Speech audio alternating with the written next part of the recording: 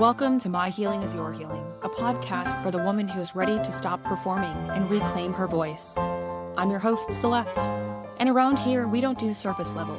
We go deep. Each week, we'll explore concepts like self-discovery, radical honesty, and the kind of healing that rewrites your story from the inside out. This is a space for truth-telling, for remembering who you are, and for coming home to yourself, louder, braver, and more radiant than ever. So come as you are, and let's do this together. Let's begin. Welcome back to My Healing is Your Healing, and I am your host, Celeste. And today, we are talking about overfunctioning, the kind that looks like love, loyalty, and effort on the outside, but is actually anxiety and motion on the inside.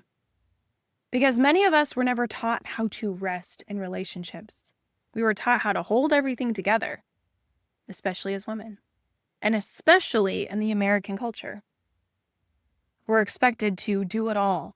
Work full-time, go above and beyond, stay late, answer emails after hours, be ambitious, but not intimidating, care for your kids, maintain a relationship, keep the house running, eat well, exercise, but sleep for 8 hours, have some hobbies, be emotionally available, be sexy, be grateful. There are literally not enough hours in the day to do all of this and still be a human being. And yet, everyone else looks like they're doing it. So we quietly tell ourselves, this must be love. This must be effort. This must be what it takes to be worthy. But what it actually creates is constant anxiety. A nervous system that is locked into proving that if we just do enough, hold enough, manage enough, we'll finally be safe. Overfunctioning isn't always obvious. It's not dramatic. It's not loud. It's often very subtle and polite and praised. It shows up as anticipating everyone else's needs even before they're voiced. Can I get you something? Do you need a water? I can take care of that. I've already handled it. It looks like fixing and managing and planning and reminding and coordinating. You're the unofficial project manager of everyone else's life. You smooth the emotional edges before they cut anyone. You remember birthdays and appointments and deadlines and preferences. You hold calendars, you hold space, you hold it all.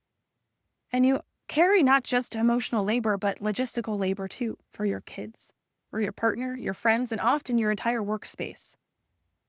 And somehow in the middle of all of this, you brand yourself as low maintenance. I'm fine. I don't need anything. Don't worry about me. But here's the quiet question underneath all of it. If you're taking care of everyone else, who is taking care of you? And why does it feel so hard, almost impossible, to even ask?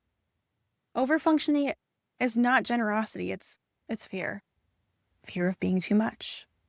Fear of abandonment, fear of conflict, fear of rejection. And somewhere along the way, many of us learned this equation. If I do enough, I'll be chosen. If I carry the load, I won't be left. If I make things easy, I'll be loved. And this isn't because we're weak or needy or broken. It's because at some point, effort kept us connected. Being useful kept us safe. Being easy kept the peace. And I know this pattern intimately. In my past relationships, I became the engine. I moved everything forward. I planned the dates. I made myself available. I followed up. I nudged. I reminded. I orchestrated the entire connection. The other person didn't have to show up because I was doing it for both of us. And at the time, I was telling myself that I was just being caring. I was invested and that it was mature and emotionally intelligent and capable. But what I was really doing was removing all of the friction so no one would have a reason to leave. And here is the hard truth that I had to face, and maybe you do too. If you have to do more to be accepted, you are not being accepted. If someone only will stay when you exhaust yourself, they were never staying for you. Overfunctioning doesn't create love, it creates compliance. It creates relationships where one person is constantly expanding and adjusting and bending, and the other one just gets to be comfortable staying exactly where they are.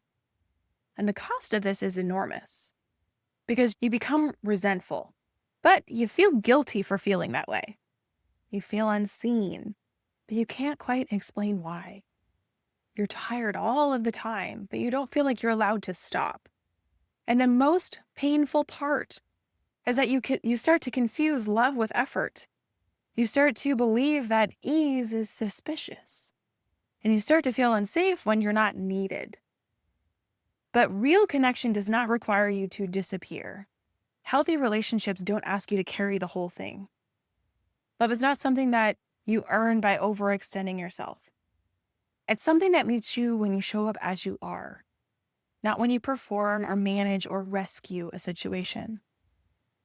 And stopping overfunctioning doesn't mean becoming cold or detached or uncaring. It means learning how to pause, to let space exist, and to allow other people to step forward or not. It means tolerating the discomfort of not fixing everything, or not reminding or smoothing the edges or saving someone. Because when you stop overfunctioning, one of two things happens. Either the relationship rebalances or it reveals itself. And both outcomes are just information. We think that overfunctioning keeps us safe. It feels protective. It feels proactive. And it feels like if I just stay ahead of everything, nothing can fall apart. But what it actually creates is this imbalance. Because when you overgive, you quietly teach other people that they don't need to show up for you. When you override your own needs, you teach them and yourself that your needs don't matter. And when you carry everything, you remove the opportunity for reciprocity before it even has a chance to exist. At first, this can look like harmony. Things run smoothly, no one complains, no one leaves, but over time, the costs add up. It shows up as burnout that you can't quite explain, as resentment that makes you feel ashamed because they didn't ask you to do all of this, did they? As emotional exhaustion that makes you snap at the very people that you've been bending over backwards for. And eventually you start hating the dynamic that you've created. Not because you're ungrateful, but because you're unseen. And this is the part that no one tells you. Overfunctioning doesn't just drain you. It erodes intimacy.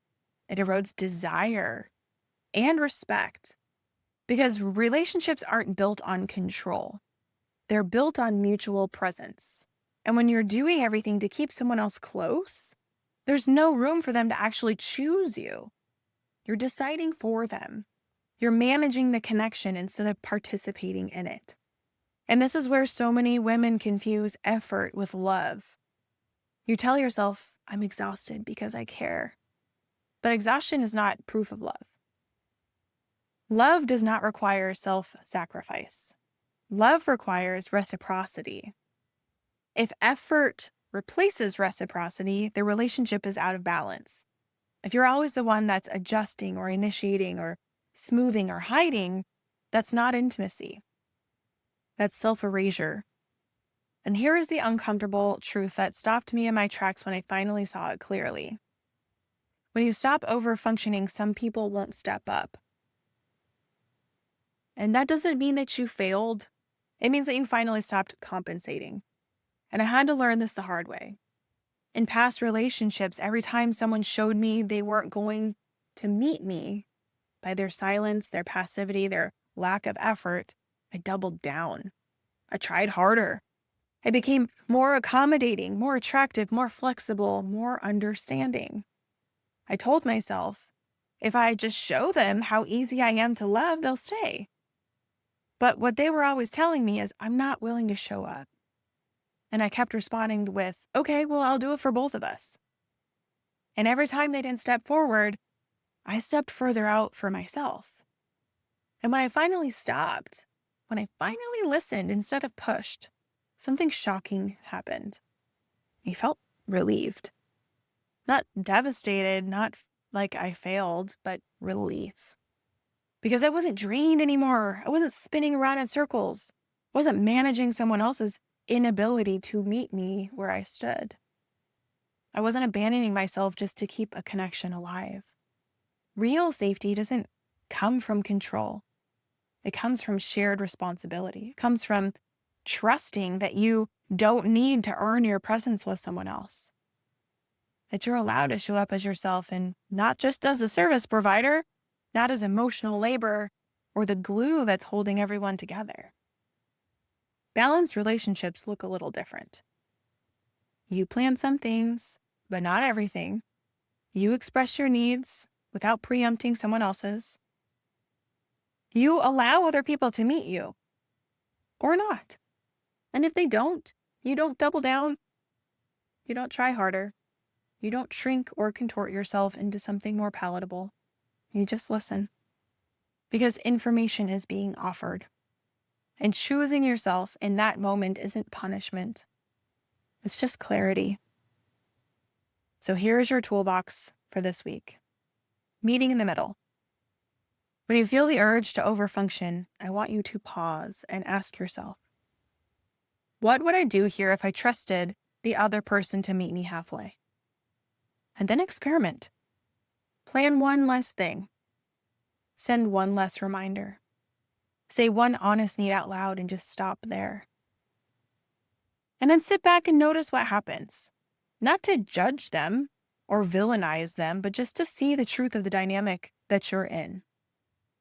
Because overfunctioning is keeping you busy, but these new boundaries will set you free. So what we're actually learning here is this. Overfunctioning isn't love. It's fear that's trying to keep connection alive at your own expense. You don't need to earn your place in someone else's life. You don't need to exhaust yourself just to be chosen. They will meet you, or they won't. And when you stop carrying the whole thing, you finally make space for something real to exist. So until next time, keep showing up, keep growing, and remember, you were never meant to dim your light. Thanks for tuning in and being here, for healing out loud, and for walking this path beside me. If this episode cracked something open or helped you remember a part of yourself, pass it on and share it with someone you love. For more support, free resources, or the next steps to your journey, head over to my website, myhealingisyourhealing.com. And if you loved today's conversation, subscribe, rate, and leave a review. Your words help this space grow and help more women find their way home to themselves. If I was your muse today, then my healing is your healing. Until next time.